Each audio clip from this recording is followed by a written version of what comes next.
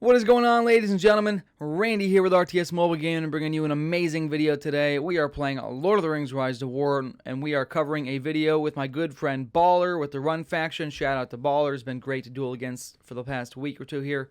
What we're doing today is taking a look at Theoden with War Chariots. We're going to be looking at that build versus a counter in Gandalf the Grey. Let me move my face out of the way here. Gandalf the Grey is actually a decent counter for Theoden War Chariot build. We'll talk about the Theoden build and the Gandalf counter for it in just a second. So give me that like and sub if you enjoy these breakdowns. This will be a one-fight, detailed combat deep dive. Theoden War Chariot Retaliate build. Yes! So, let's get into it. Okay. Let's start with Gandalf's build real quick. What we've got here is Gandalf the Grey with some decent gear. This is my free-to-play account. He is Respect 5. He has a couple 2-star pieces of gear here. He's running with a mixture of Bow Knights, Ram Riders, and the Fallen. Skill-wise, I've got 15 out of 15 in White Council. I've got a little bit of High Alert. I like to keep a well-rounded build because you never know who you're going to fight on the battlefield. So yes, these 5 points will be wasted versus Theoden, but that's okay. I have points in Wizard to give me a stun. I've got points in Surge to trigger my heal. I've got Mithrandir, which massively reduces the damage I receive for the first 4 rounds, which is why this build is so insanely strong. Mithrandir plus its max level effect for guaranteed avoidance in round 1. Counters Theoden very hard. Okay, we've got 1 point in Convener. I don't know why. I should, against Theoden, I should move the 5 points from High Alert down into Convener. But like I said, I like to keep a well-rounded build. And then, of course, I have the Respect 0 title tree, the Grey here, for healing maxed out. I've got Blindside with 1 point for the guaranteed stun in round 3. And then Fleeting Movements is going to give me going into round 3. And on a 2-round cooldown after that, I'm going to have a guaranteed, well, almost a 75% chance of avoiding the next damage instant on 2 units, okay? So, the avoidance plus the multiple stuns plus the massive damage reduction in the first 4 rounds really makes Gandalf an extremely strong player against Theoden, okay? They're both tier 2 good faction commanders. Gandalf counters Theoden 9 times out of 10, okay? Baller here is running with a very unique build. He is running off a very similar build to my Fallen Retaliate Theoden build. He is running a War Chariot Retaliate Theoden build, okay? And this is interesting for a couple of reasons. It's interesting and different from the Fallen, and we'll talk about that in a second. Nightfall here, he's got at 2 stars, going to give you a 45% damage Retaliate proc here. Very strong. He's got the anti-burn chest from Superior Hubrook with a little bit of defense and burn reduction.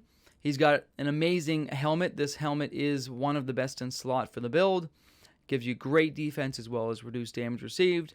And then this particular accessory is actually going to be a great counter for Gandalf. So with this accessory, he is able to counter Gandalf's avoidance for the first 3 rounds because they're going to get pursuit, the pursuit buff to his units, okay? Very, very strong. Very important to consider for a commander like Theoden. Even Witch King benefits from pursuit. Okay, so it's something to definitely keep an eye on. Skill-wise, he's got Rehoram maxed out here, which is going to give him about 38% damage buffed at 3 stacks. He's got Riding Excellence for reduced damage received. He's got the Eorid Leader, which gives you great healing. He's got Mounted Combat, which is the entire point of this build. We'll talk further about the Mounted Combat in just a second. Okay, he's got Horsemaster for some plus damage, and he has Chaotic Retreat for minus 10 defense to my units, okay? So, like I said, the entire point of the Theoden Retaliate build is to trigger Mounted Combat. Now, the difference between the Fallen and the Chariots is the Fallen can only trigger the Mounted Combat a total of 4 times per round maximum, okay? And that's because they can only retaliate 3 times and auto-attack once. So the Fallen have basically 4 chances to trigger Mounted Combat. The War Chariots have 6, because the War Chariots, while they only have a 20% damage buff compared to the Fallen's 60% damage buff, so they're dealing 40% less bonus damage than the Fallen. They have this Scythe ability, which does decent continuous damage, so it's going to help their damage output there. But what it also does, it's an unavoidable bleed effect, which means it will trigger every round unavoidable on the targets. It will provide 2 additional chances to trigger mounted combat. So the War Chariots on paper have 6 chances if you're fighting against 3 melee targets. They have 6 chances to trigger mounted combat, while the Fallen at max output would only have 4 chances, okay? So the point of running Chariots is they're much tankier than the Fallen. They'll deal definitely, like I said, 40% less damage than the Fallen just off the bat. They're much tankier than the Fallen. But the hope is you make up for that 40% less damage output with a combination of the Scythe's bleed tick, which does decent damage. It does a couple thousand damage tick on each target. So you have that, and then you have the 2 additional chances to trigger the mounted combat, okay? In addition, the Scythes do their full damage starting at round 2 when the Scythes actually trigger, whereas the Fallen take up to round 4 or 5 to max out their Spite ability. So in theory, you should be dealing a little bit more damage early on in the fight, and then your mounted combat triggers should be higher, and your overall HP and defense is enormously higher, okay? The War Chariots are massively more tanky than the Fallen. So that is the point of this build, okay?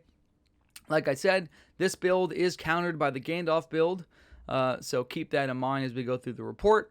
We'll take a quick look at the numbers here. You can see the damage output. The Theoden damage output was definitely about on par with my army's output, 152 versus 159. Very close there, okay? All right, let's look at the line by line. Get excited, yes! All right, here we go. Okay, here it is. There's the War Chariots plus 20% damage boost from Reap. Okay. Okay, here is Gandalf the Grey's damage debuff. I'm reducing the damage they deal by 29.1%. That's going to stack up with the White Council. So that's 29% from Mithrandir. I've got 31% damage reduction from White Council for about a 60% damage nerf to the War Chariots for the first couple rounds. So that's what I'm trying to say. Gandalf really reduces the damage output from Theoden. Okay, and then whatever he doesn't reduce, he avoids.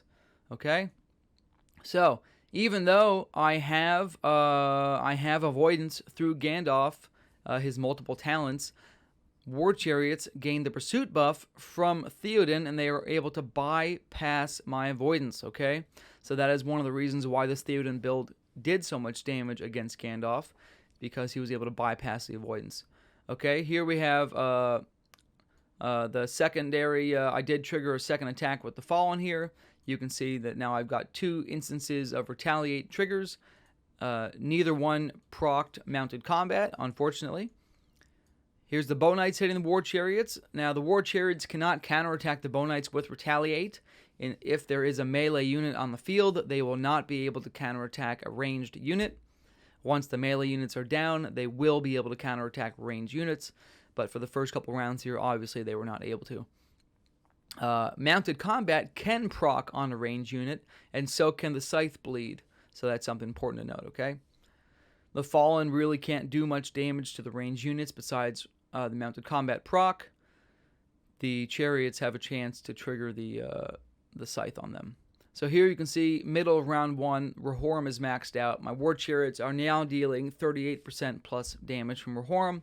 They're counterattacking for 2,600 right there. That's with White Council and High Alert. And the Mithrandir buff. I don't know why I mentioned High Alert. Doesn't matter. So, okay, here's another chance to trigger mounted combat. Did not work out. Unfortunately, with 4 Retaliate procs in round 1, no mounted combats were activated. Okay. Here is another hit. Here's another Retaliate punch on the Fallen. No mounted combat. We're getting some poor RNG here, unfortunately. Okay.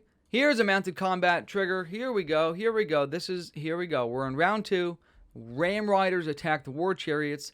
War Chariots counterattacked with Pursuit, punched the Ram Riders in the face, and then triggered a mounted combat effect on the Bow Knights. That's how this build is supposed to work. Obviously, the Bow Knights are taking about 60% reduced damage, as we know. They have White Council plus Mithrandir in their favor. So this mounted combat is 60% damage reduction, which means your actual hits will be somewhere around 11 grand, okay? But it's nice to see in round 2 dealing damage to the Bow Knights. We should see some scythes activate here pretty soon, right? Here's the scythes, okay?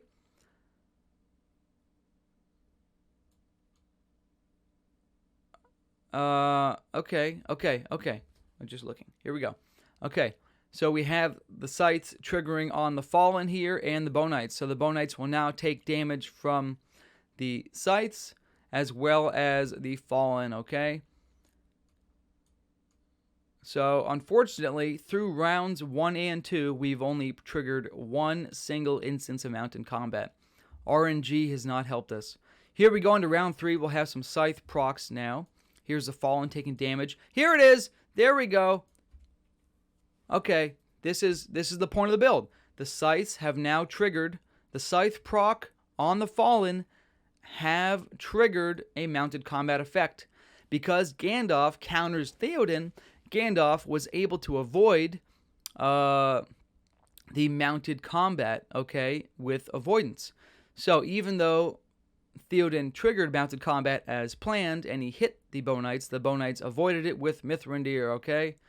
That is the point of this build. I love it. Here we go.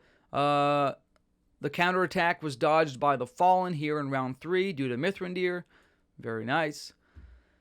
Okay, we've got War Chariots triggering mounted combat from another scythe proc. So here's a scythe proc on the Bow Knights, triggering another mounted combat on the Bow Knights. This is amazing. This is how this build works, ladies and gents. This is amazing. We still are being damage reduced by Mithrandir and the White Council. So still only taking 4,300 damage from mounted combat. But that's 2 procs in round 3. One was avoided, one was not. Extremely nice to see that. Both bleeds procced mounted combat. So this build has an enormous amount of potential if you think about that. With the 6 chances to proc, retaliate, and the 6 chances to proc mounted combat every round can be very strong. Here we go. The War Chariots attack the Ram Riders. The Ram Riders avoid the attack with Mithrandir. Okay? Ram Riders attack the War Chariots. War Chariots retaliate against the Ram Riders. The Ram Riders mounted combat on the Bow Knights. The Bow Knights take 7,500 damage. That is 3 mounted combat procs from retaliate or the scythes in round 3. I love it. And now I'm blinding. I'm gonna blind and stun the War Chariots so they won't be able to auto attack. Okay. All right. I mean, look. Let me jump down. Let's jump down to round 7 or something. You get the point, guys. The Gandalf the Grey, as you can see, dodges an enormous amount of damage instances from the War Chariots, and because of that, they are able to avoid a lot of the mounted combat triggers and reduce the overall damage output. But this Theoden build with Chariots has some serious potential. If you're fighting against troops that have an enormous amount of melee on the front lines, like if you're fighting against a Witch King build, this will slaughter that Witch King build. This Theoden mounted combat chariot build will absolutely demolish like a Witch King or a Kamul. It'll demolish a Grima because it will get through the first 3 rounds with the avoidance accessory counter. Yeah, I mean, look at this. Look at this. Here we go. Here we go. Round 7. Ram Rider attacks. War Chariot counterattacks. Okay. All right, here we go. Gandalf hits. I don't know why. I don't know why I called your attention to that particular scene. Nothing happened there. Here we go in round 8. The Fallen attack the War Chariots for 7k. The Fallen take a counterattack for 3,900. The War Chariots are down about 40% troops. I've got the War Chariots triggering a mounted combat effect on the Bow Knights for another 8,500 damage. So it's nice to see that. They still put out a lot of damage on the Bow Knights. The Bow Knights took a lot of damage despite the fact that they were ranged and were able to avoid all of the retaliate hits. And were not auto-attacked, okay? They still took 48,000 damage from the mounted combats. So, alright, that's the build. You get the picture. That was fun and interesting. Try this build out. It looks really cool. Gandalf, like I said, is a counter. There are many builds that this Theoden combination will completely shred and massacre, so check it out. Love you long time. Shout out again to Baller for participating and helping me with this video. Randy out.